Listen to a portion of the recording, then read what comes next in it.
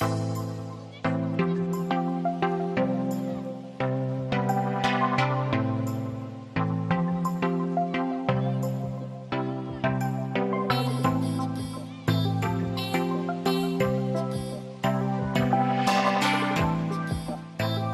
whole topic of shoes, and I don't know why it came up, but it might have been something that Lauren's group and Augie could comment on this, but they had posted some pics of shoes, some cleats, some football cleats related to the combine that was kind of interesting. It kind of grabbed my attention, and they looked kind of cool. And I think the next thing was I had to go out and buy cleats for my son. We're trying to get his feet have been growing, and because I'm cheap, I'd make him wear the same ones. And he's like, no, I can't keep wearing these. Okay, I'll go buy you some new shoes.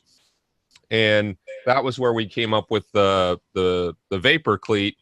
And the one thing that I always do is I go just check, how much compliance there is in the forefoot. Because Charlie Francis had always done that with me with track spikes. Because when I was working with Charlie, there was kind of a transformation happening between I think it was when we were working with Tim Montgomery. They had made him a spike after he broke the world record. And I have it, but I don't have it with me right now. But it was like a Nike Shocks. I don't know if you've seen them. They put Nike Shocks in the heel of the spike. And Charlie's like, well, this is bullshit, right? Like, because you need that travel distance from when, you hit in the forefoot. You need that travel distance for elasticity. And if it hits too early, it'll negate that elasticity, right? So he said, can't they just like paint the shocks on here on just a standard spike? And then he would constantly check like how much would it flex in the forefoot to just give the foot some ability to absorb and not drive things into the Achilles tendon. So now I'm doing that with every shoe that my son looks at, whether it's basketball, whether it's football cleats, soccer, and I think Shawn can comment on the use of soccer cleats too. But that was a thing that got me thinking about this. Like, are we thinking enough? Like, I'm agonizing over it. Do I have the right shoe for my son where I'll just wear anything on my feet? I don't care because I don't produce any force whatsoever anymore. But I wanted to get everybody's opinion on how much weight they put into their decision about shoes. And there's so many factors going on, like who's going to sponsor my athletes, who, do they like what they're wearing? And even something like comfort. How important is comfort over performance, or do you want it stiff in certain areas? And I'm so glad we're past the barefoot. Well, maybe we're not, but the whole barefoot running, like, let's just wear a condom on my foot and run around. So there's all sorts of issues around shoes. And I have some pretty smart people on here to kind of give their 2 cents on what they think. So let's start with Shawn, because he's one of the first people that I kind of talked to about, well, what do you do? Like, what do you do with shoes and athletes? And, you have these athletes in your care. They may be worth millions of dollars, these athletes. And do they just wear whatever the sponsor wants them to wear? Do you evaluate them? And I know there's been cases, even in track and field, where somebody gets sponsored and they go, this shoe that you make sucks. Can you make me the Adidas version and just put a Nike stripe on it?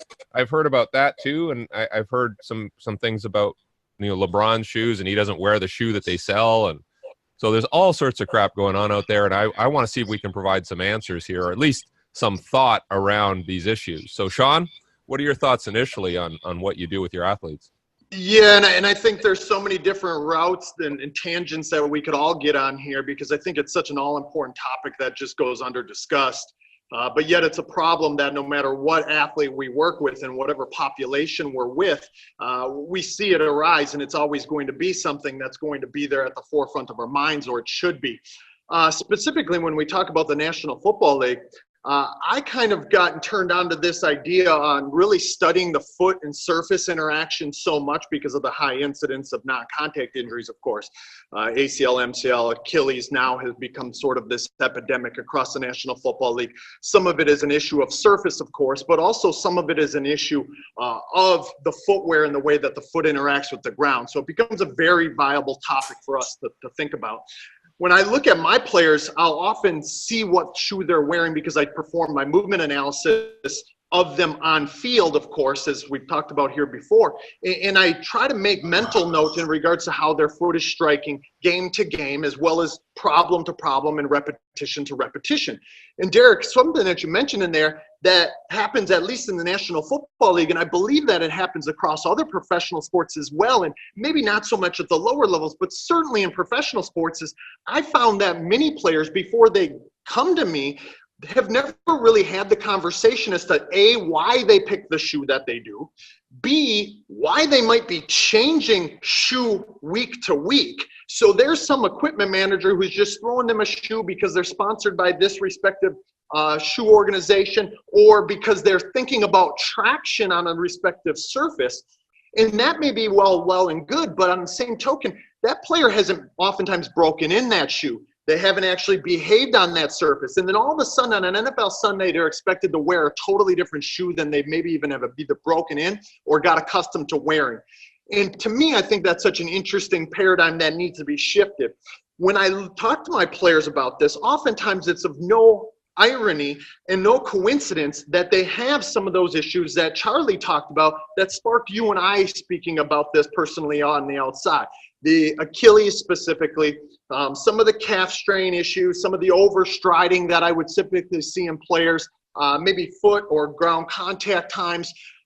Those things are impacted dramatically in the high-level athlete all the way down to the low-level one.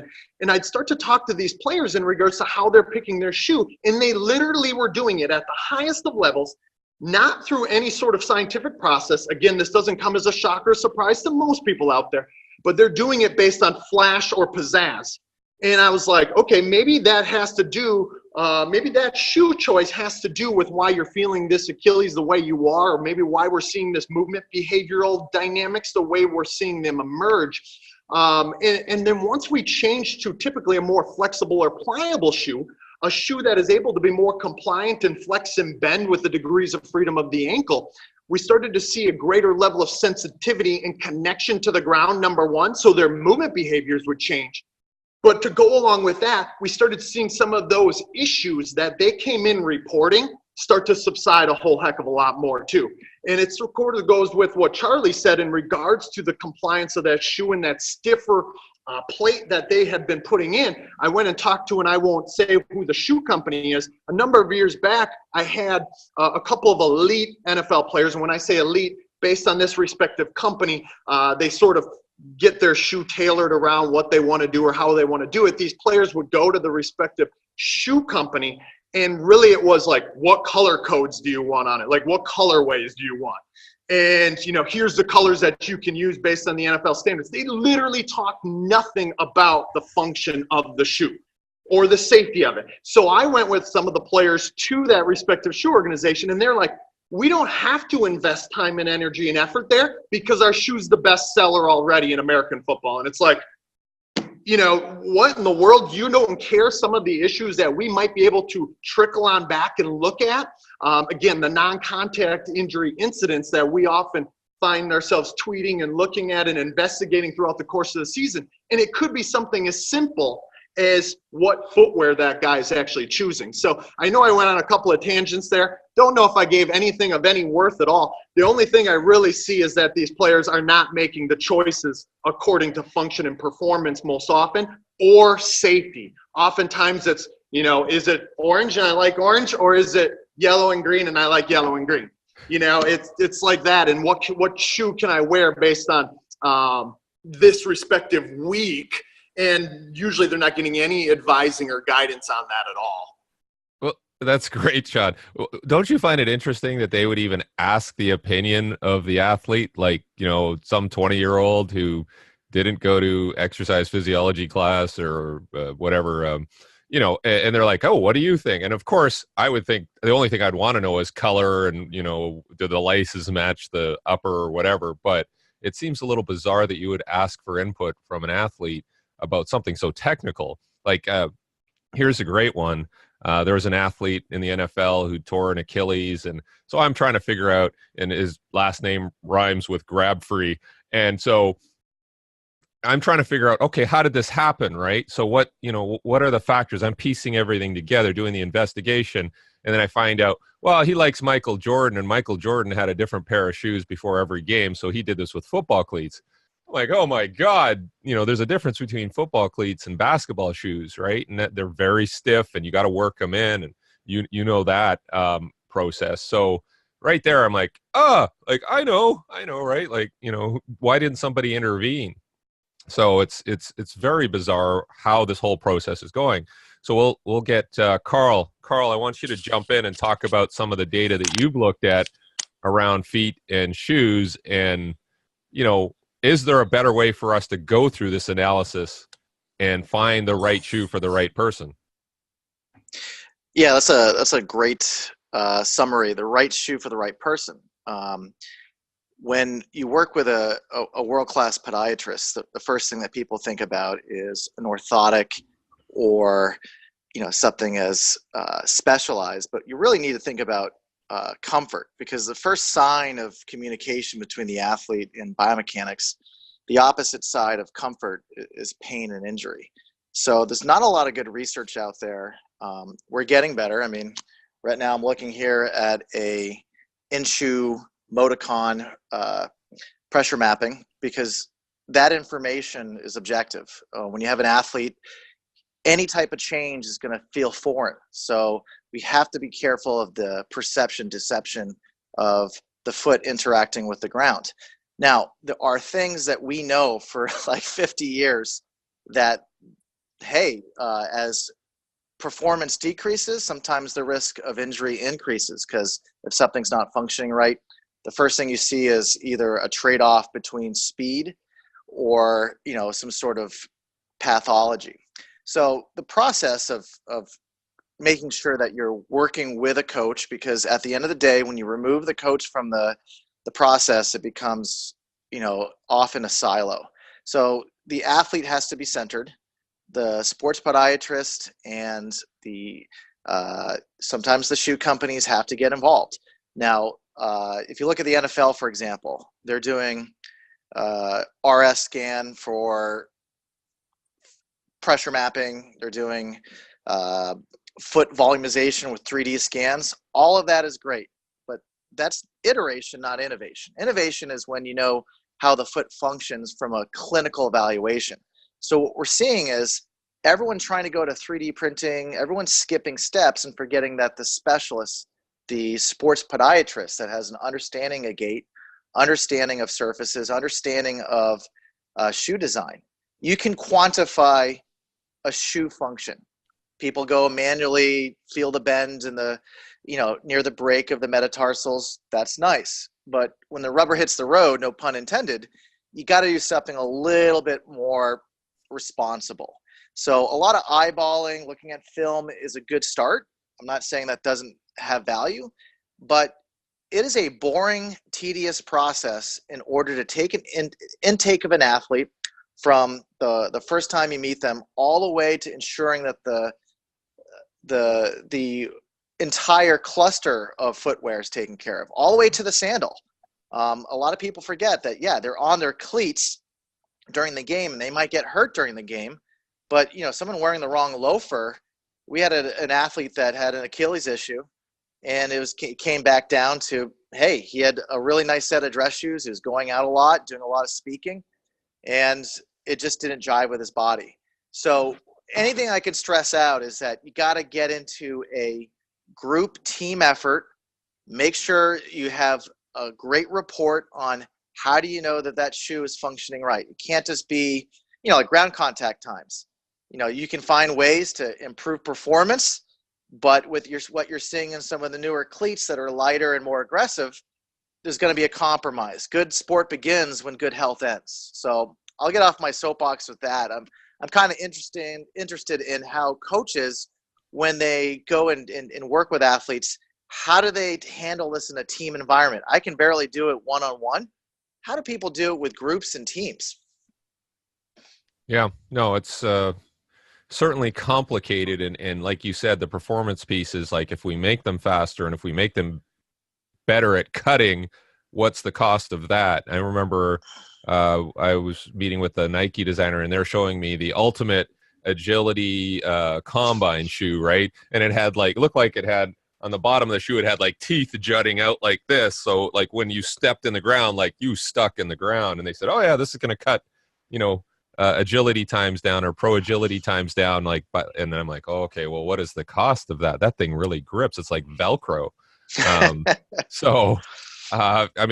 Innovation is great, but I'll get to Brian Miller next. Brian, I know you've been presenting on foot and ankle, and you were constantly sharing information with me about your personal experience and what you're seeing with different types of shoes. And we don't have to mention specific companies, but what are some of the issues that you've had to deal with, and how did you resolve them? And what are you telling people about what they choose, and how do they match them up with different athletes, and how do you analyze things post injury to wonder if the shoe is part of the problem? Well, I think I'll cover that, and I'll cover a little bit of what his last point was of how do you handle that in a big group setting, and it is not easy at all. I've been at different schools, so different teams, different sports, different companies, all the big ones. I've worked with them. My takeaway, and this is kind of my general shotgun answer to that, is the players will always pick fashion over function, regardless. The shoe company will always pick sales over safety. That's a given. What I have seen, and this is something that I've learned, is if your gym shoe size is 11.5, that does not mean your cleat size is also 11.5. So the sizing and fitting of your cleats has to be taken a lot more precisely than what certainly they're going to do like at Foot Locker. Okay, so that's where your equipment staff and their knowledge width and their knowledge depth really comes into play. The other thing is the shoe companies themselves. I think they have some divisions within their company that are undereducated. So when they came in to meet with us on some of our athletes, I started asking them the questions about functions of the foot. And this is all stuff that I had to learn on the fly because we were having lower extremity injuries. So I had to learn on the fly. So I asked them these questions, and they're like, I don't know. I don't know what you're talking about. I've never heard that before. And I'm like, well, I mean, I just kind of read 100 research articles on this topic. You work in shoes. You're here sizing our athletes. You should probably know that. Another point with the sizing is some shoe companies take a very short-term look at that, by which I mean they'll take 3 different sizes for your foot, 3 different measurements for one foot. And at first I thought that was pretty good, way better than what you get at the store. And I talked to a coach I know in MLS, and he's like, only 3? Like, we have our guys get 11 different points of measurement. So I think from company to company, there's a big difference in, I don't want to say their intelligence, but their scrutiny for details. That's a really good point. Like, I know Carl and I have had conversations with representatives of electrical stim companies, and they can't give us any good advice about their product aside from don't put it on your chest and turn it to max, right? Like, oh, gee, thank you. So yeah, I think that's a problem right now is, hey, these are your shoes. Tell us what's the best way to use them and why you've created them as such. But there doesn't seem to be that communication. Is that that's pretty much what you're saying? Yes, absolutely. So when shoe companies would come, they would visit with our athletes to get their opinion. You get the opinion of that age demographic. Like everyone has said, it is going to be, well, what's the right color? What looks cool? What's this professional athlete wearing? That's what I'm going to wear. And I think those people who are trying to assess that information, they're not really equipped with asking very technical questions either. Other companies that I've talked to is, okay, so you have this division of marketing over here. You have your advertising. You have your shoe engineers. Who in this process is contacting your sports podiatrist, like Carl was saying? Who's talking to the biomechanist? Who is talking to this person? Who's talking to this person? And none of that is being done, number one. And number two, when it is done, it doesn't seem like there's a lot of transparency going from one division to the other. So if the performance division is getting that information from those spectrums, it doesn't seem like it's getting passed to the engineers who are actually designing the shoe.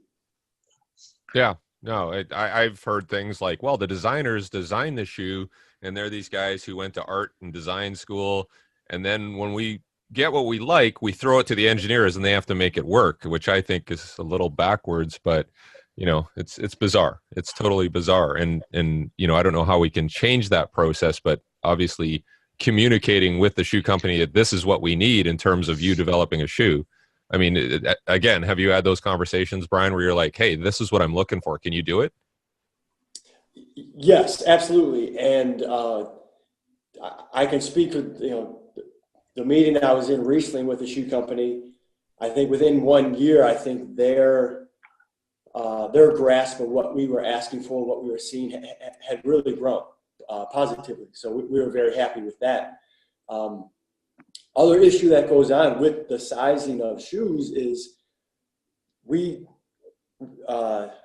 shoe company, our equipment manager, they would give the precise shoe to the athlete.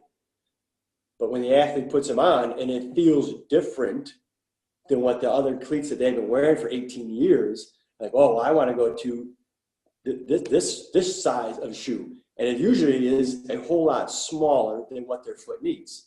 So what happens then?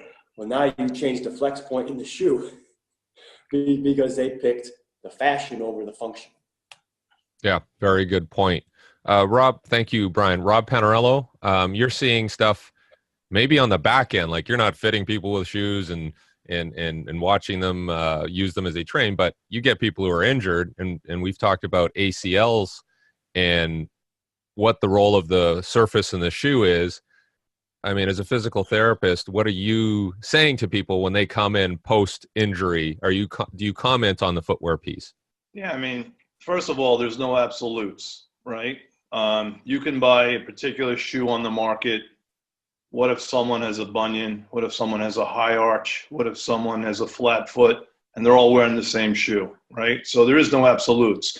Those, the forces that go through that shoe is going to be different in all those cases. So, to me, it's the development of the physical qualities necessary if we're going to talk about running, that optically are going to contribute to running, the mechanics of running, and then I'm not saying adjustments of shoes and insoles and stuff like that can't fine-tune it, but the things I'm mainly concerned with in a shoe is how stiff it is and how it grips the ground, because the coefficient of friction, if you have such high grip strength, you're going to wind up with problems. I make a correlation to if you had the best brakes in a car in the world and as soon as you hit the brake, the car stopped, well, they may be the best brakes in the world, but you'd be through the windshield, right? So is that the best brake to use? And so those two things, and I treated a couple of guys before that were training for the NFL Combine, and one guy had one player had an Achilles tendonitis, and they were putting stiff insoles into his shoe so that he would get more of an elastic response from the shoe. But again, you're always going to rob Peter to pay Paul. If the shoe's going to do the work of the Achilles tendon, then why should the Achilles tendon maintain its strength, its elasticity, etc.? And now you remove this thing, or you're starting to play in a game and you've compromised the Achilles tendon. Why wouldn't you get Achilles tendonitis? And so, those are the two things I really look at. What is supposedly the stiffness of the shoe and the coefficient of friction. And then, if someone has, depending on the architecture of their shoe, you may need to go to a sports podiatrist to have them fine-tune so that the shoe that they're utilizing, does the job more appropriately based on adjustments, whether it's to the shoe or insoles. But, the other thing too about Achilles tendon, remember this, as players get older, and old is 28 to 30, collagen changes. It changes in quality and it changes in the number of cells produced. So that's why you'll see people who are older, sometimes tendinitises, especially tendinoses, are tougher to get rid of.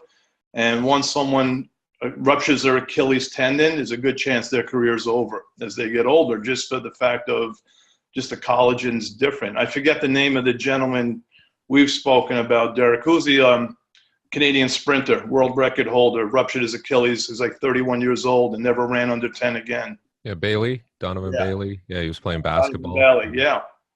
So guy wins the gold in the Olympic Games and ruptures his Achilles tendon at age 31, never runs under 10 again.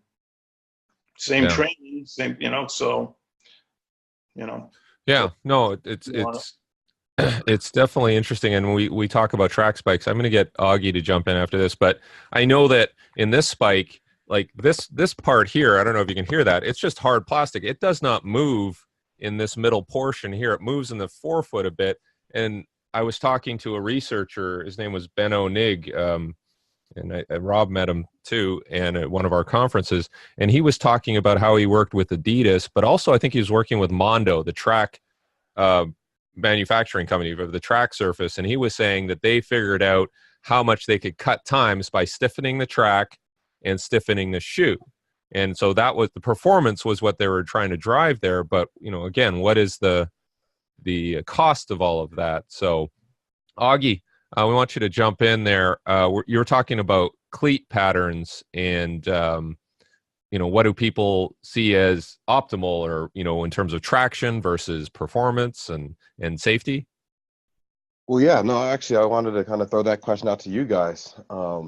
I'm kind of relatively new in terms of looking at cleat patterns. About 8 years ago, I was 8 to 10 years ago when I was still playing, but Nike had a shift from their vapor cleats in terms of how the cleat pattern was made, also with the speed TDs. And I had both.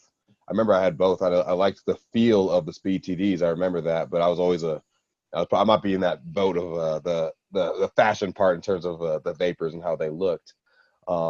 But I do remember that season. I want to say that was maybe the year before the lockout or after the lockout. There was that shift.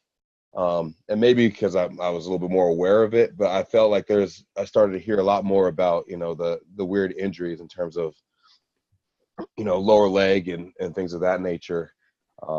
After that shift of the cleat.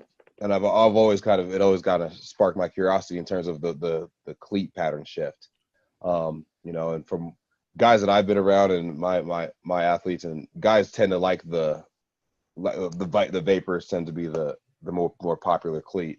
Obviously that's been like the combine cleat, the 40-yard cleat for a couple years now. So I was curious on what your guys' thoughts and what you guys have seen in terms of the cleat pattern itself.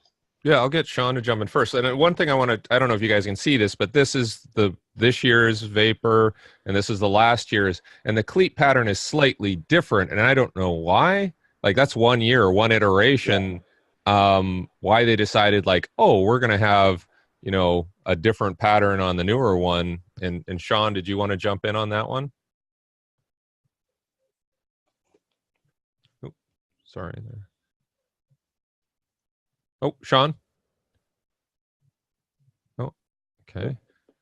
Yeah, did you guys catch me there? It froze for a moment while you were on the actual vapor difference there. So I don't know if you guys can hear me or not. Yeah, well, we hear you now. Okay, perfect. As far as what Augie was – perfect. As far as what Augie was talking about there, I do remember that it was right around the lockout. And in fact, most of my specific players at that time really liked that old speed TD that you're talking about as well. And then they changed essentially their entire ride when they went to the Vapor.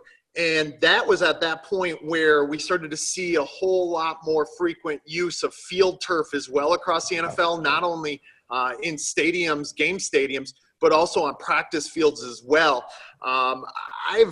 I think that the two kind of coincide with one another, and then what we are seeing from a non-contact injury standpoint as well. So, of course, it is a complex system where you have the performer interacting with the environment, and we have to investigate both of them. I don't think we're doing enough to investigate the environment and the footwear interaction with those respective environments across the environments and across differences in conditions. From field turf, a dry field turf, to a wet field turf, to a one with more density of pellets, to a grass, to we can even throw in AstroTurf and some of the practice fields that are out there. I mean, I think people are underestimating those things as well, because I think we have to investigate how the foot is actually behaving with those to determine maybe what the best, not only the true cleat is or the footwear for our respective sport, but then the pattern in what it gives us. I find that those overly traction-oriented cleats, players typically will start to complain, even though they immediately feel that extra sticky grip that you were talking about, Derek. Will start to get almost immediate complaining from the player once they've worn it over a series of days. And I think the reason is they just start to take in more loading in different ways to the point where they can't control for that. They would rather give away some of that performance in order to have greater comfort or to not have that extra traction. So I think you have to test it and tease it out across surfaces as well, because once a player sort of gets accustomed to getting in that respective shoe, then they think that that's sort of the way, without really understanding how it might impact its interaction on other surfaces. Specifically, now we have players going across overseas to London, down in Mexico, where these fields are shit. I mean, you're seeing teams playing and practicing on fields. Like, you go to these practices, you're like, oh my goodness, this is an NFL organization, and that's what their practice field looks like. But we almost have to get ourselves and our athletes prepared and adequately equipped for that. And I don't think we can start to have the conversation in regards to cleat pattern until we really talk about what surface they're going to be on. So that's why I've done so much with my respective players at the majority of time of the year, getting them into a more flexible or a more compliant soccer cleat at times of the year as well, so we can continue to sort of connect to the ground in those ways, but their foot might have a little bit more flexion, specifically plantar and dorsiflexion, and then the way that the supination and pronation occurs, based on being in a soccer cleat versus a football cleat, we see maybe that the foot is on the ground for a longer period of time, but that athlete can really interact with the ground more efficaciously. And I think that those types of things end up becoming more important, at least, than the actual cleat design itself. I would rather have less teeth, or my players specifically often talk about them having less teeth on the bottom of the cleat rather than more. And I realize that's a really ambiguous, arbitrary sort of measure, but players sort of notice those things, like, look at how this is going to grab into the ground. They immediately see that, but on the other side of their mouth, they're like, wait a minute, this might grab a little bit too much and my foot is going to get caught there. I've had athletes in the past that have had some negative repercussions from that, quite honestly, things that I wish I would have done differently leading up to that point. I had an athlete 4 years ago wearing a stud on the last game of the season in Lambeau, tear his patella tendon because his stud got caught in the frozen tundra of Lambeau Field.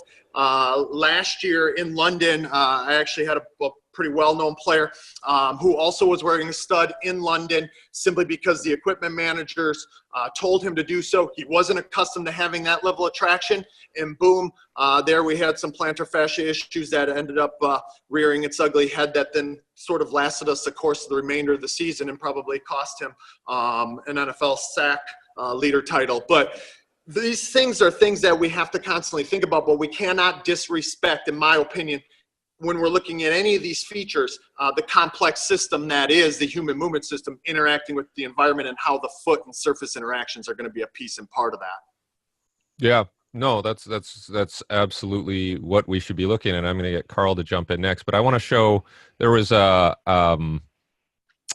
somebody posted what they thought was an ACL rupture in the rugby sevens, and I think must be turf, because where is this? This must be in I don't know where it was, but I'm trying to get this to go here, and I don't know if you guys can see that. So obviously he's getting tested there. Everybody see this okay? So you'll see they have the head on, and I'm just looking at what the foot's doing versus what the knee's doing. So he cuts here, boom, and goes down.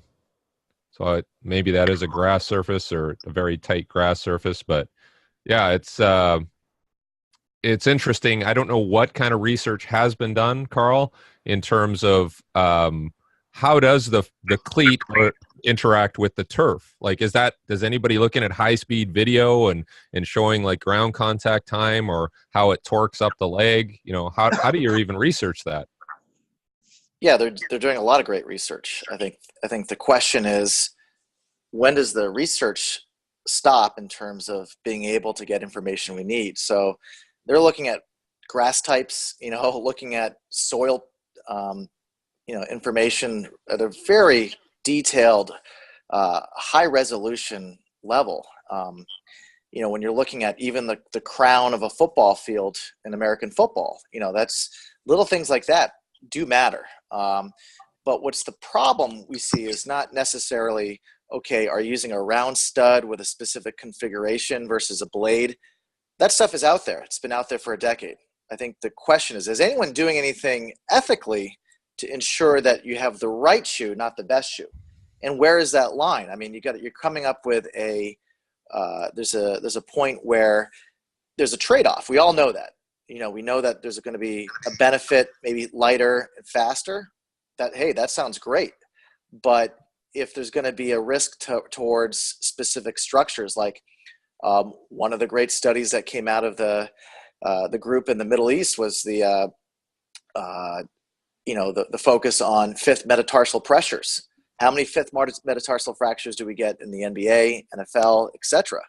So I think there's a lot of information that's out there. The question is, how can you modify that? One of the biggest issues I see is that, as soon as you start talking about orthotics or shoe modification, people start to get creeped out. They don't want something foreign in their foot. Yet, as soon as you're wearing something on your foot, there's already been a decision to artificially induce a change. So I think there needs to be a little bit more focus on what is a best practice to take someone from, like we said earlier, that entry point into a standard that we all can say, hey, here's the report. You get this when you get your car evaluated, you get the alignment, take a look at, and you can kind of see. We're not seeing that type of transparency. It's bottled into little holes here and there. So I think that's probably where you can take that information from the grass fields or the artificial fields and do something constructive with it. So, Derek, without getting into, a tangent, I think we have the information. We can get more information, but let's just do what we know versus still waiting for the next best research study to give us some sort of false promise. No, I agree. Like, we how many more studies do we need on certain topics? But Brian, when you understand that we're going to go play at this stadium on this field, what cascade does that create about your shoe decisions for that game? Like, is that something that's discussed, or everybody just wears the same shoes that they did at the last game or the last practice? Do you go to that depth of researching where we're playing? What kind of grass is it? Is it long? Is it short? Is it, is the ground froze? Is it not? Like, are you going to that level of detail to prepare? Yeah, we are, but we're kind of limited on what changes we can actually make. So every athlete has a couple of different shoes for the season. Some with longer studs than others. Some are they go back to screw-ins when we know we're going to play on wet grass. So really, it's the weather and the environment that we're factoring in more than anything else, and we try to accommodate that the best that we can. But my issue that I've always had with the shoes, and this is somewhat related to your question, Derek, is these shoe companies, they'll bring in demo shoes for players to try during August, which is the highest volume of running. So now you're trying to break in a brand new shoe that's untested during August, or vice versa. They'll do it at the end of the season when you've already found the shoes that you like. Well, let's get you in a different shoe that no one knows. It's untested. So I think it's the timing as well that we should look at of trying different shoes out. Yeah, has anybody had any, like, we've talked a lot about field environments. Does anybody have any thoughts on court environments? And maybe Carl can start with this, but I know somebody had posted a handball shoe, European handball, and I guess on the edges they made it a little slick. On the middle it would grab so that they wouldn't roll their ankle as frequently, and apparently they've had positive results. But what about court shoes? Has anybody looked at this? And Carl, you want to jump in quickly here? Yeah, sorry, I had to unmute that. Yeah, I mean, I work with a couple, really high-level sports podiatrists that, have done a lot of team fitting. And, when a team outsources a sports podiatrist outside of their own network, you're dealing with probably someone that's collectively worked at the 30,000-foot view of a lot of different teams. So you get a lot of crowdsourcing of what the problems we're seeing. So when you're dealing with a court to foot interaction, it's really interesting to see that with bodies type that, like a LeBron James, for example. I had a discussion with a foot strengthening researcher, and the first thing I asked, I said, how do you deal with a 260-pound body doing arch exercises? The forces that you're getting are many times the body weight of the athlete. And I think the issue with the court is because it's hardwood. There is no give.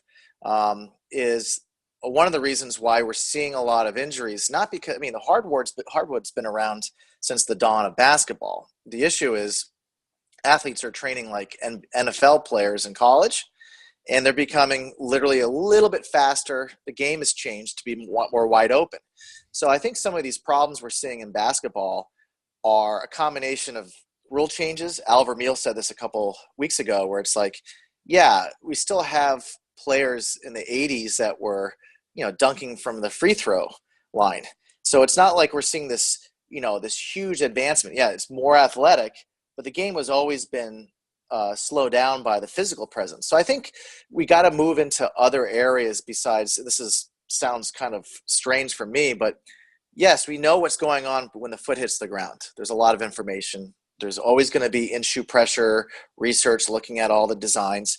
But I think what's happening is we have to use the data outside of the obvious, such as the style of play and the individual players. Take a look at the Super Bowl. You have a guy like Edelman, great athlete. The way he plays is different than what you'd probably see in the 70s and 80s with the receivers. It's a little bit more, tighter in the slot and some other things like that. So I think those small idiosyncrasies of player style and rule and, like, for example, a player dribbling is much different than it was when Bob Cousy was going around the court with the Celtics. So even those little small changes in what's allowed in the game is changing what an athlete will do. The one thing I will say is that a lot of the sports technology that's out there, it's garbage. So what we're seeing is a lot of teams hiring sports scientists that don't have a background in speed and power. So they don't understand the kinematic and kinetics of the sport. And so you got a guy that might have a great physiology background, but he doesn't understand, the forces of the foot coming up through the spine. And so what we're seeing now is a lot of attempts to use IMUs and other cheap sensors in order to get what I consider just ornamental data. It's interesting, but it's not much different than, a smartwatch. So I think what we need to allow is, if the NBA really wants to ensure that their stars are protected and there's longevity, we really need to allow the data to be collected and be a little bit more like Europe. And I think that's why there's a lot of progress. If you look at the video analysis that's being done in handball for ACLs, much more impressive than what we're seeing here in the US. And I think those type of influences of learning from, some of the Scandinavian countries might make a big change here in the US. Yeah. Thank you, Carl. Rob, it's always interesting how Carl seems to throw on the Celtics and the Patriots, Anyways. He likes deflated balls. Rob, when we go back to when you were working with St. John's and like Wennington and Walter Berry and those guys, like, did you look at their shoes? Like, what kind of shoes did they have? What kind of injuries? Like, what kind of things were you looking at there? That was a touch before my time, but no, essentially we didn't. We were sponsored by Nike at the time, Coach Carnesecca, and, players picked out what they wanted aesthetically. I still go back to we can only prepare the things that are within our control, right? And I really believe that, yes, a shoe can make a difference, an insert maybe can make a difference. And I'm just thinking here now, Derek, with Bino, did he, when he spoke to us, did he say orthotics never made a difference in all his research? He said it never made a difference in terms of skeletal alignment. He Right. said people gave positive reviews based on comfort, which is what Carl said, but it had not, when they looked at the biomechanics, they would still pronate through the orthotic. So, and so, just thinking about these things as I'm listening to this discussion, I think that essentially we have to develop physical quality. To best prepare our athletes, we have to prepare them by developing the physical qualities, making sure that they're technically proficient in the movement patterns. And, I think everything else is the fine tuning. But if you don't have the core, the engine and the tranny, I'm not sure the difference the tires are going to make. And so the whole thing is how do we react to the ground in a cyclical manner, right? Regardless of the sport. And if you don't have that, then how is your athlete going to handle the stresses and reacting to the ground, period, regardless of what shoe they're wearing? And so, if you're weak, there's a term called ligament dominance. If you're not strong enough, then your ligaments are going to support the joint, not the suspension and the shock absorbers. And so, again, I just really think what we can control is the ability to get people prepared. And maybe in the NFL you can't, as in a team setting because of the CBA. I don't know, but they do work in the off season with specific people like Shawn and others.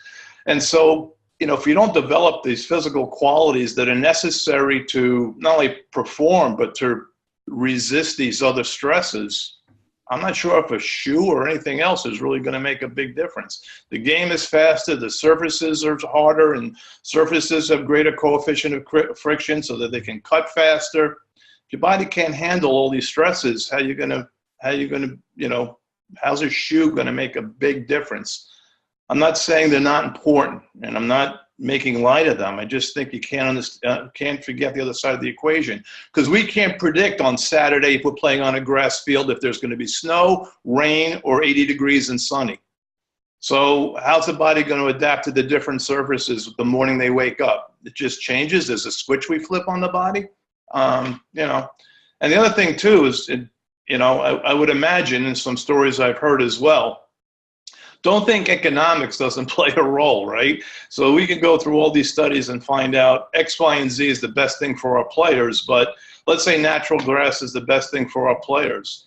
There may be, and I'm going to emphasize maybe, certain ownerships that say, well, if I have a natural grass surface, it's best for my players, but you know what?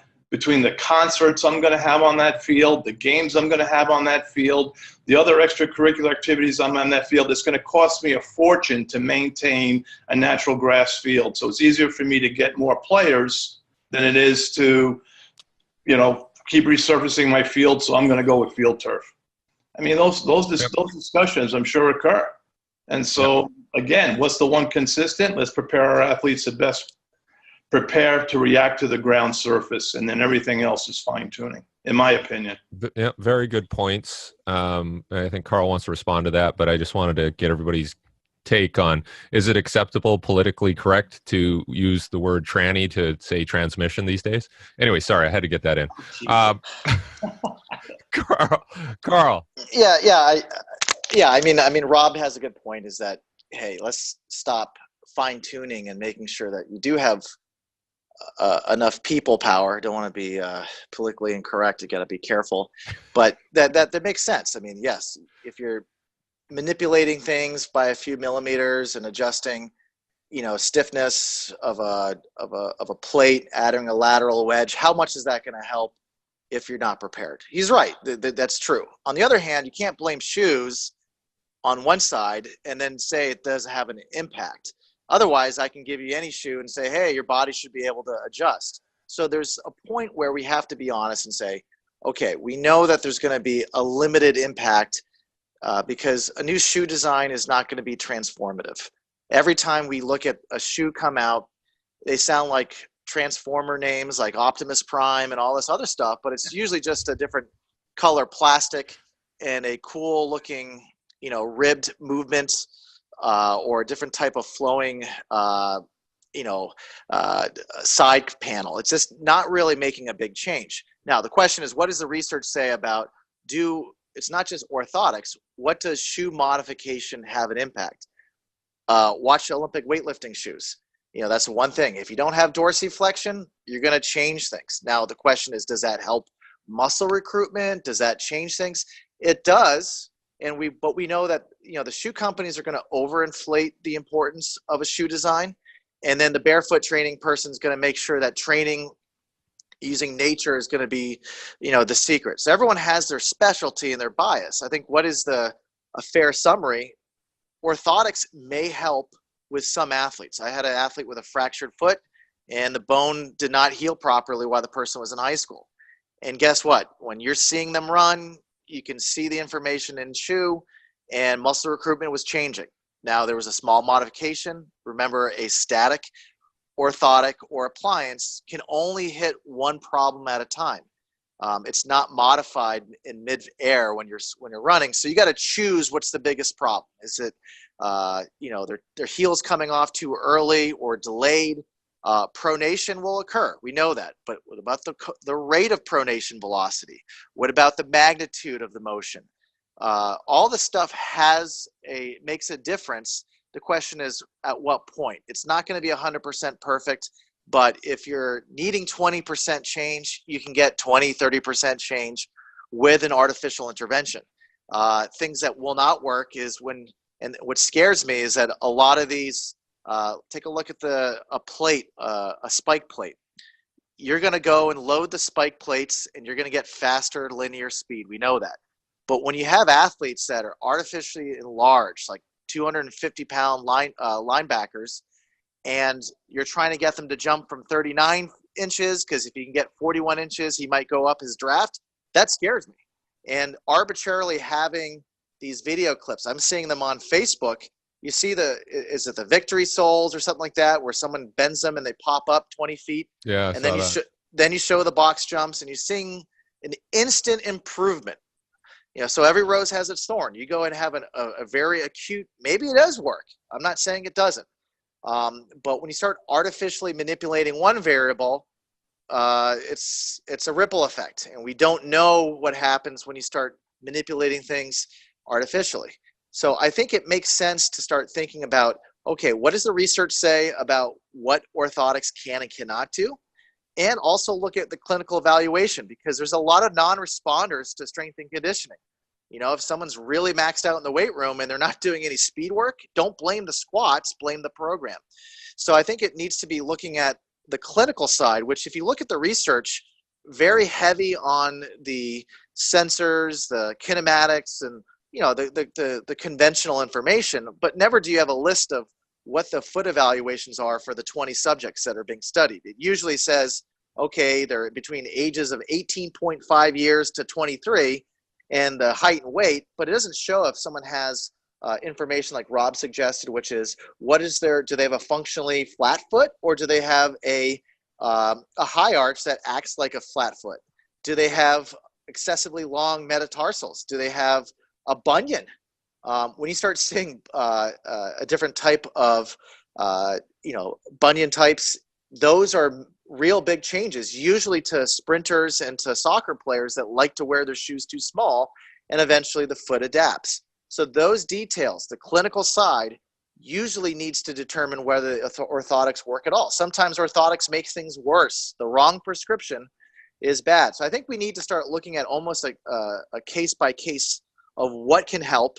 And there's a point where, I'm sorry, if an athlete is slow as molasses, you could have the greatest carbon fiber frame, and you're just adding lipstick to a pig. You're not going to make any changes. So I didn't want to get ugly with Rob. I just want to make sure that people didn't assume and interpret what he was saying as a blanket statement versus just an observation. Yeah, sorry, Rob. Did you want to quickly respond to that? Yeah, Carl, I agree with you. What I'm saying is, I didn't say that shoes or orthotics or something wouldn't help at all. I just think that's the fine tuning. I mean, I just feel, let's say we put somebody in a shoe and they can increase You know, they can run 2 miles an hour faster. How do we know their body can handle that instantaneously, that instantaneous change over time?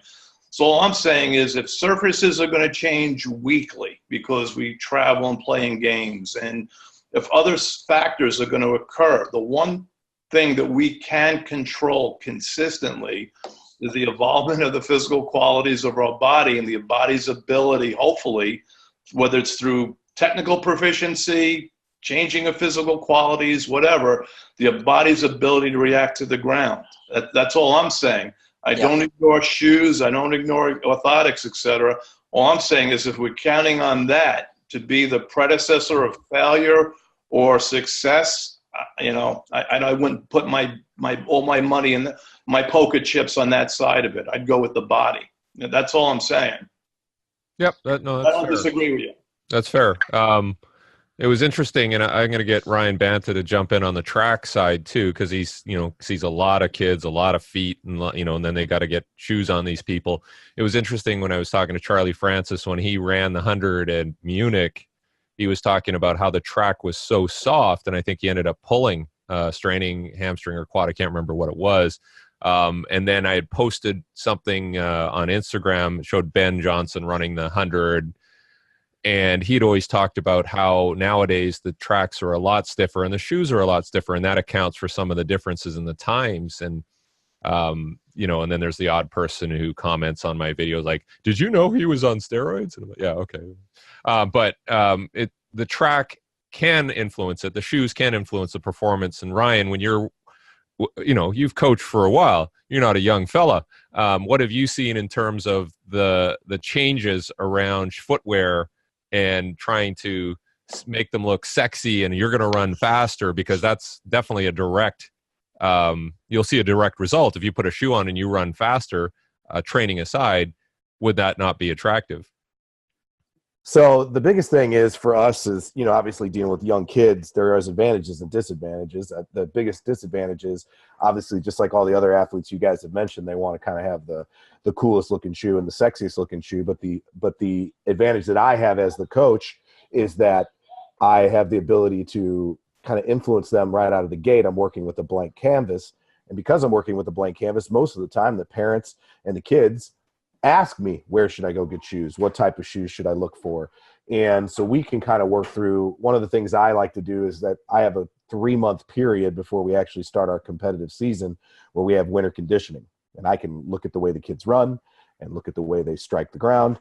And then we can make some suggestions based on how much support we want behind the heel or not in the shoe. Is something that we look at. The biggest thing that is we deal with is, you know, when these the lower extremity injuries pop up, why are they popping up? Are they bilateral? Are they unilateral? And oftentimes when you're dealing with young kids and we're dealing with a sport that's very straightforward like track and field can be, a lot of times it does come down to the shoes. And so the question becomes, you know, not so much the shoe they're going to wear in competition, but the shoes they've been wearing in practice or in PE or walking around school. If I see a girl on my track and field team in flip-flops, we used to have an old coach who's retired now. I guess he could get away with it. He'd throw the flip-flops up on top of the banisters in the school and stuff. He was that aggressive and militant about it. When we have our kids dress up for our track and field meets to dress nice, we do dress nice in tennis shoes. I mean, we avoid the high heels, the stilettos, and all that kind of stuff. So for me as a track and field coach, I'm more concerned about the footwear outside of practice than I am inside of practice because they are such a clean slate and I can control and moderate that a lot easier. The other thing that we have is a really huge advantage is we have a company that's nearby, Big River Running, and they do all of those measurements, and all of those people have track and field backgrounds that work at that store, and they've done a really good job of getting our athletes in the proper types of shoes.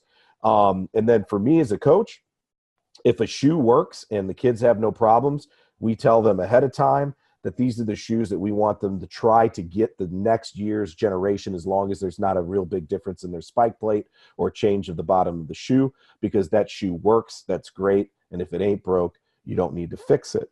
The other thing that we'll do is if they have to get a new shoe because that spike plate or that particular design of shoe has been retired, we will have the kids transition where when they have to spike up in practice, which is often, we'll have them rotate the old shoe that they used to have as a spike, and then the next day they put on the new shoe. And that way they can work their way into that shoe over time to see if that shoe actually works correctly. And because we have a good relationship with that company, Big River Running, we can go back and, trade out those shoes anytime we want. And those are things that we try to do all the time. The other thing I try to do is get my kids out of their shoes and out of their tennis shoes to see how they run when they're barefoot on soft surface, to kind of see what's going on there and the function of their foot. And then because I have them typically for 4 years and they're not going to leave me for a private coach somewhere else, I can work on fixing some of those mechanical issues from the hips down and the foot up to alleviate some of those problems that footwear could exacerbate if not chosen correctly. No, great answer, Ryan. You described a process. You didn't really focus too much on the shoes, which is great. And I'm going to get Shawn to jump in also. And I know that when dealing with football players, they always wanted to wear football cleats all the time for everything, tempo, running, sprinting. And I'm like, no, we're going to change. I want you to use running shoes. Maybe you can use a soccer cleat. And we would mix and match constantly through that progression that you talked about, Ryan, which is nice to hear. So I'm just going to get Eric Marriott to jump in. I know he does some work with foot and ankle and lower extremity. And Eric, what have you gathered from what we've been saying here in terms of your experience in dealing with feet and issues around feet? Yeah, I work almost exclusively in foot and ankle on the physio side. And so I see a lot of funky feet. And this footwear thing comes up every single day. I look at it sort of, what are the structural limitations of the system? I see people who've had their big toe fused. And so, we're making choices with a very strong structural limitation in place. And I think you can take that, sort of what Carl was saying, take that to a really granular level for even the athlete population as well, right? When you're making choices around footwear and what the interaction in daily life and on the athletic side is. What Rob said too, I think really resonates with me, and what are they prepared for, and from the foot all the way through to the whole rest of the system. What they're doing outside of the training setting and outside of the rehab setting means just as much as what they're doing inside sometimes. And I think that's something I don't think many people are thinking about. Get really myopic in what they see in front of them, and then forget that, there's 23 other hours in the day sometimes that they could be making choices that really make a difference. I personally, I really like to get people out of their shoes. And I think that sort of sensory aspect of the foot and ankle is sort of still underlooked. And, you can't, I have a hard time personally sort of going from watching someone barefoot to understanding, how is that foot functioning inside a shoe? You can sort of imagine it and sort of theoretically think about it, but then I can't see inside the shoe. I can't feel the foot and what they're doing there. And that's sort of still a bit of a gap sometimes, I think. So I really like to get them outside the shoe so they can fully experience what the foot and ankle should be doing and get that sensory part flowing in terms of rehab.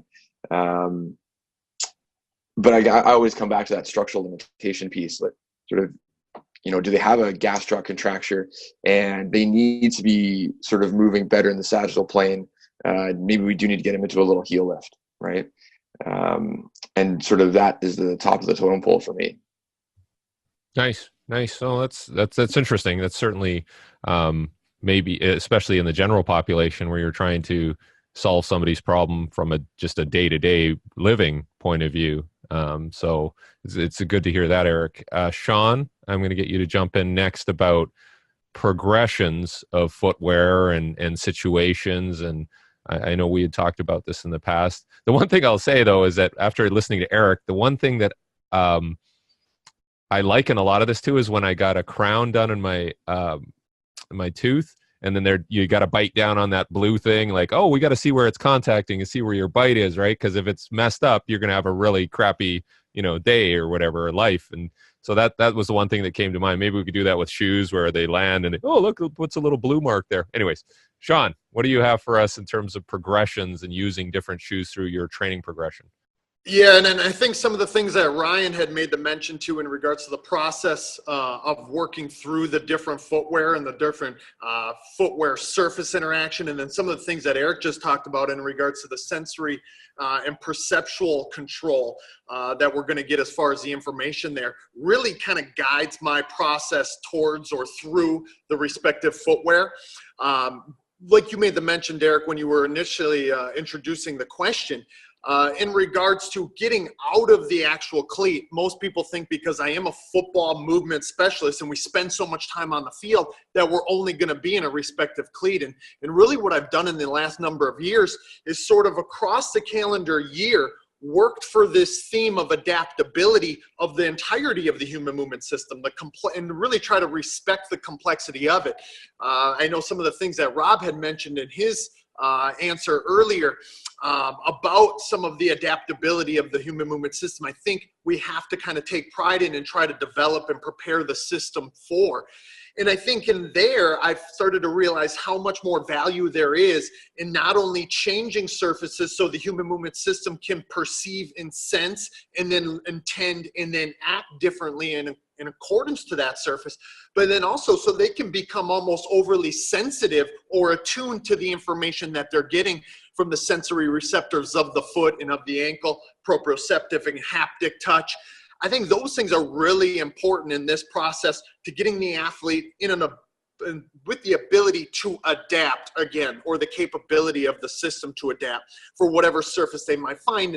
And that kind of leads me, that's my long-winded way of simply saying here, Derek, that at any given time, any one of my players will usually be carrying, as I made the quote at the onset, 5 to 6 pairs of shoes at any given time. And we really rotate through those footwears throughout the course of the week on variety of surfaces. So, many different things that were talked about over the course of the last hour sort of come to fruition there for me, so they can start to really whether it's explicit and they can kind of explain what they're feeling, or whether it's more implicit and it's more guided, trying to facilitate a better interaction and maybe a better calibration towards that. The athlete will start to give me a lot more feedback in regards to where they feel comfortable, what types of performance differences exist there when they're interacting with this surface, or as I'm even watching it, I can sort of see. That's why we move from field to field so frequently as well. So one day we'll be on a turf field, the next day we'll be on a grass field, the next day we might have to deal with weather. All of those types of things are things that I want to just expose the human movement system to throughout those changes in footwear, and then allow myself to kind of gain my eyes on what they're giving me from a movement execution standpoint, but then the dialogue that comes back from that, because they start to see what shoe they don't like and what aspects of that shoe they don't enjoy, and then maybe we can start to connect the dots between both comfort and then hopefully safety and then ultimately performance, so we can find the best bang for the buck there. But I spend a wide I kind of cast a wide net there as far as the shoes that we wear, and that's why a lot of times people will come out and see my players in that soccer cleat. We sometimes ultimately get to that point where they are in the soccer cleat as well, out in a practice field with their team, or then ultimately maybe even in the game if they get to that point, simply because they find that they have that extra sensitivity both in the foot, in the sensory receptors of the foot, as well as in the ankle, some of the things that Eric was just talking about in his answer right before this. I don't think we can undervalue how the human movement system will take that information that's intrinsically occurring within us and how that is interacting and connecting us to that functional contact point with the environment. So kind of just the last number of answers that have come up, both from Carl to Rob to Eric and then Ryan, I think sort of ring true there in that process. Yeah, do you think that even just making the athletes think a bit about their shoe choices, like I have a lot of athletes who just show up in their soccer cleats or their football cleats, and then it's just straight to a flip-flop for the rest of their transportation or whatever, which is mind-boggling. But if you increase the awareness and the education around their footwear, they'll understand that there is a footwear hygiene component, like, to their day. Do you have those conversations? We often have those conversations, and much like Ryan made the mention of the coach throwing the flip-flops up onto the banister or what have you, we sort of see that implicitly occur with an athlete who starts to connect to the ground more sensitively in those ways in different footwear as well. When we can have dialogue around it, my coaching cues or communication might be formatted around it in different ways, whether it's on the field and the things that we're doing, maybe it's in our movement prep and their own kinesthetic sense and awareness and screening that they're going through there, as well as then when they're in their everyday life. They start to make those mentions to you almost implicitly in most of those cases once you start having more dialogue around it. They realize that they can't just haphazardly go throughout this process of whether it's shoe selection, but also foot behavior and that hygiene that you're talking about, most certainly. Yeah. Oh, Ryan, you want to jump in as the flip-flop Nazi? Absolutely. The biggest thing I would say too is I try to tell the kids, like, look, I'd rather you wear no shoes than to have flip-flops on. And the other thing is that we oftentimes talk about too is we do a once a week, like we do a team huddle every day, and we use that team huddle for a variety of practices where we have all 60 of my, because I only coach the girls at our school, but all 60 of our girls there.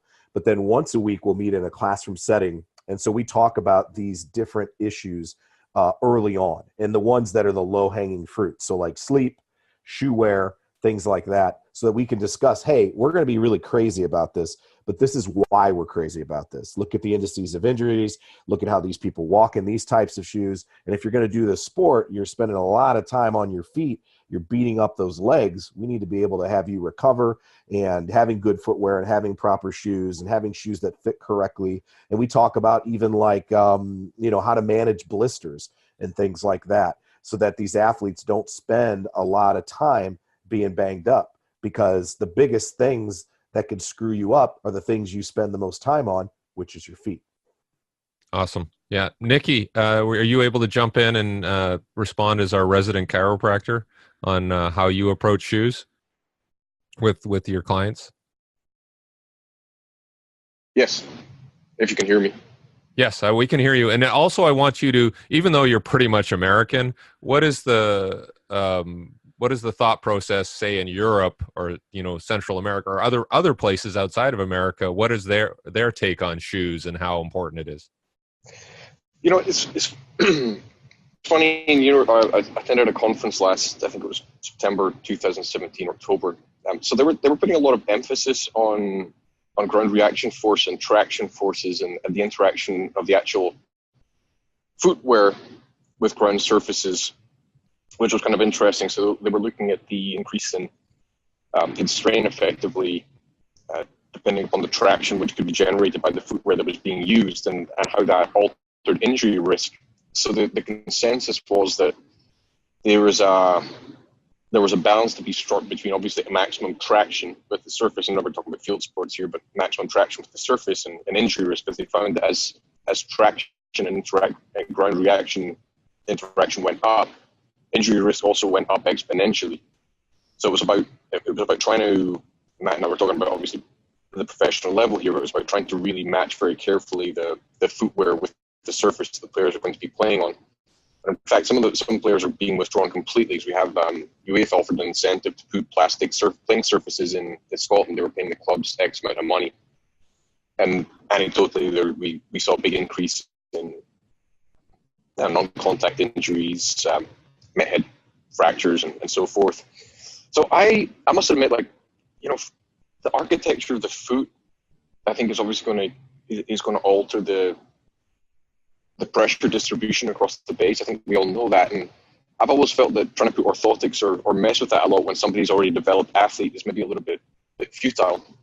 And I've always sort of prescribed the idea that even if you are altering things, you're maybe just putting a band-aid on it. So we focus much more on trying to strengthen the muscles of the sporting architecture up around a little bit more. So looking at flexor hallucis brevis, for example, and its role in the dissipation of forces across the plantar fascia, and have taken a slightly different approach in that sense I've been using an interesting device called a medial drift measurement, which is made by a guy called Myszka. So that'll measure sort of the integrity of the spring ligament. So somebody bears weight through the foot, you can see actually how stable the foot is, rather than just thinking about overpronation.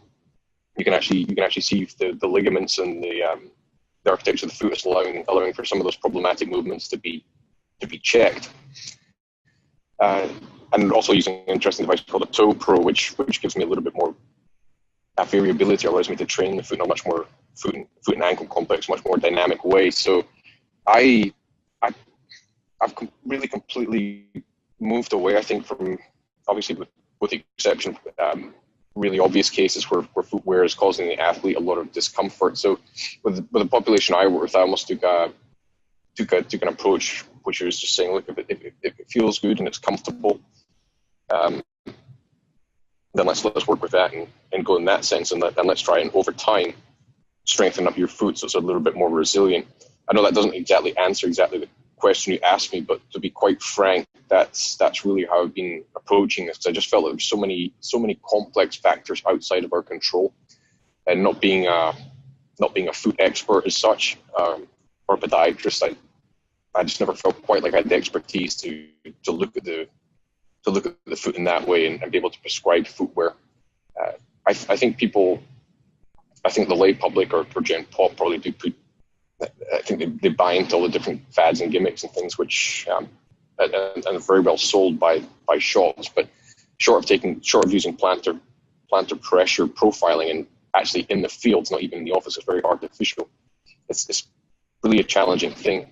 So I really think for me, it's about trying to prepare the foot, prepare the complex for the demands, rather than looking at the actual device which they're using. That's probably the best I can offer on the subject. Thank you, Nikki. That's very valuable. I mean, is it? And I'll get Rob, and we'll try to tighten this up and finish it up here. But I'll get Rob and Shawn to kind of answer this. We'll start with Rob. Rob, should footwear look for compromises, like, in terms of, like, we don't want it to be too stiff, we don't want it to be too soft, we don't want too much grip? Because I was just thinking, like, what if we made brakes on cars so effective in tires that they would stop right away? I think we'd have a lot of problems, right? Not having that safe stopping distance and deceleration. And I think it's the same with shoes. So is it a matter of compromise? Yeah, it is. I think it is a matter of compromise. If we're talking about performance, I think it was brought up before. I mean, the greater the ground reaction, probably the greater the performance, right? Because if you can elicit that, you go from that stretch shortening shot cycle, et cetera. But the greater you're going to have greater stress upon the body. And so, is your body going to break down over time with those improvements, unless there's an adaptation or a development to resist those stresses? And so I'm not arguing if shoe wear enhances performance. I'm not arguing if orthotics or, we talked about before, bunion, high arch, flat foot. It was brought up, if someone has a tight Achilles tendon, do they need to be in a heel lift, et cetera? I'm not saying those things don't make a difference. All I'm saying is there are no absolutes, and we're always robbing Peter to pay Paul. And so, how do we create an environment so that we enhance performance? And when we enhance performance with velocity or anything else, is going to come increased stress.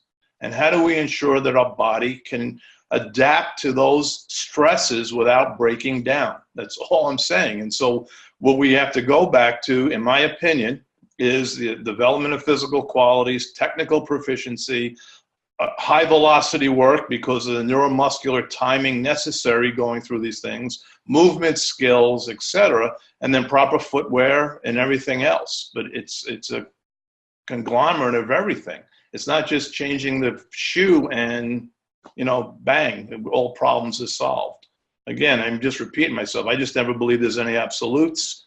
And you're always robbing Peter to pay Paul. So where is the compromise? That's the talent, right? We could have all the science in the world, but the selection of the compromise, that's the talent. Thanks, Rob. And I know I'm always treading on interesting ground when I say, Shawn, you have the last word, and I want you to. I mean, Rob's basically saying it takes a village, right, to raise an athlete, kind of, right? And what do you have to say about that in the context of making sure they have good shoes? Yeah, obviously I couldn't agree more there as far as what Rob is saying, specifically around the fact of just respecting all the interacting component parts that are going to be at play there. Whether it's in with regards to the human movement system itself, or the problems that it's attempting to solve, or what they put on their body or what they put in their body, and all the people that interact with that person in order to try to get them where they need to go. Whether it's, we look at the National Football League, the player themselves, and then people that they have in-house and in the organization, from strength and conditioning professionals to athletic training professionals to the equipment manager. I think it does take a village there, much of like what you're talking about, Derek, and much of like what Rob is really trying to respect as well. There's never going to be those absolutes. It's going to be an N=1. I know Carl mentioned that earlier as well, that we have to take it on a case-by-case situation, but we have to try and impact as many of these lower hanging fruits as we can, and then find where the details really do matter as well. And I think that's really what's reflected in many of people's answers today, which again, to me, it's all a problem solving activity, whether it's the athlete themselves interacting with the ground, or whether it's us as a coach or an advocate for what they should be doing to interact with the ground more efficaciously. So it takes all of us, and it takes all that information at hand as well. Yeah, no, great information. And it always seems to come back to this, like you're dealing with this individualization and customization and making sure, I mean, the training is a right fit. We talked about, is the shoe the right fit, but is the training and the support you're providing the right fit for that individual? And like Ryan was saying, like, how do we, and Brian too, like Brian and Brian were saying, basically, how do you deal with large numbers and you provide some level of individualization? And that's probably the toughest part. So thanks for everybody jumping on a little different time. And some people were emailing me, oh, how come you change the time? And I'm like, look, I'm trying to make everybody happy, which basically makes nobody happy. So thanks again for taking your Sunday. And I'm going to publish most of this because I thought there was great information, and share it and get more feedback from people. So have a good rest of your Sunday. And if there's any Alliance of Football on, I'll be watching along with Shawn. So take care, guys. Have a good Sunday, guys. Thank you, gentlemen. Take care. Dude.